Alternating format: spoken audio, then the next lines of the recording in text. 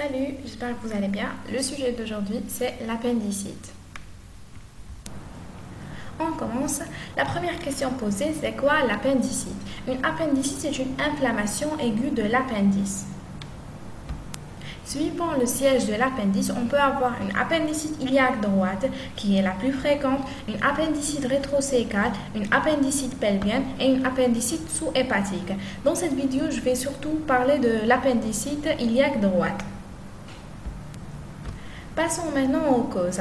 La cause de l'appendicite, c'est l'obstruction de l'appendice, soit par fragment de sel, ou bien mucus, ou bien épaississement du tissu lymphoïde. Dans ce cas-là, l'appendice se gonfle, elle va être colonisée par des bactéries, ce qui va entraîner sa nécrose. Quels sont les symptômes de l'appendicite?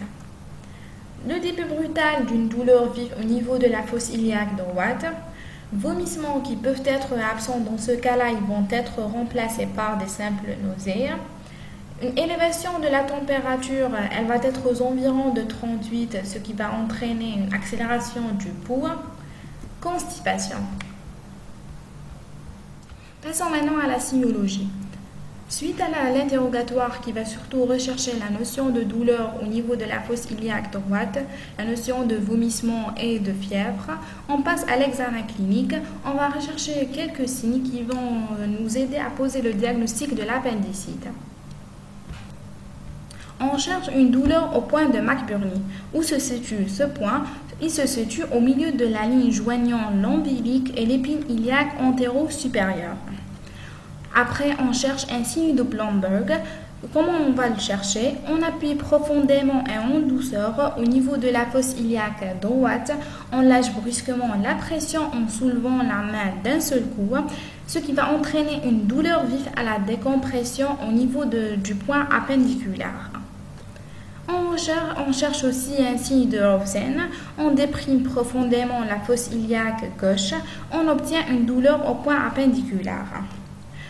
On va avoir aussi une défense pariétale, c'est-à-dire une diminution de la souplesse de la paroi abdominale, une hyperesthésie cutanée, c'est-à-dire une augmentation de la sensibilité.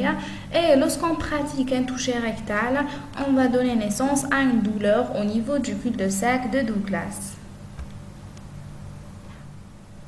Lorsqu'on termine avec l'examen clinique, on passe aux examens complémentaires.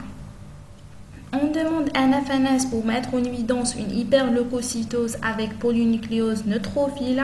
On demande un ASP et il va être normal, ce qui permet d'éliminer les autres urgences abdominales.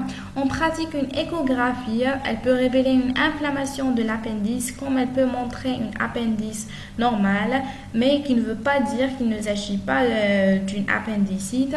Et en cas d'un diagnostic difficile, on demande un scanner et pour éliminer un problème rénal, on demande une analyse d'urine. Quel est le traitement de l'appendicite? Lorsqu'on pose le diagnostic positif de l'appendicite, on doit faire une opération chirurgicale en urgence, une appendicectomie, c'est-à-dire qu'on va enlever l'appendice, puisqu'elle n'a pas vraiment un rôle important dans notre corps. J'ai déjà lu qu'elle participe à l'immunité, mais ce n'est pas important. L'opération doit se faire dans les meilleurs délais afin d'éviter toute complication. On passe maintenant aux complications de l'appendicite. C'est-à-dire, qu'est-ce qui va se passer si on ne traite pas l'appendicite? La principale complication est la perforation de l'appendicite. Dans ce cas-là, l'inflammation de la paroi appendiculaire peut soit se diffuser localement entraînant un abcès appendiculaire, soit se diffuser dans toute la cavité péritoniale, conduisant à une péritonite. C'est pour ça qu'il est indispensable que la chirurgie soit faite sans retard une fois l'appendicite est détectée. Et voilà, j'ai terminé. J'espère que vous avez aimé ce que j'ai fait. À la prochaine.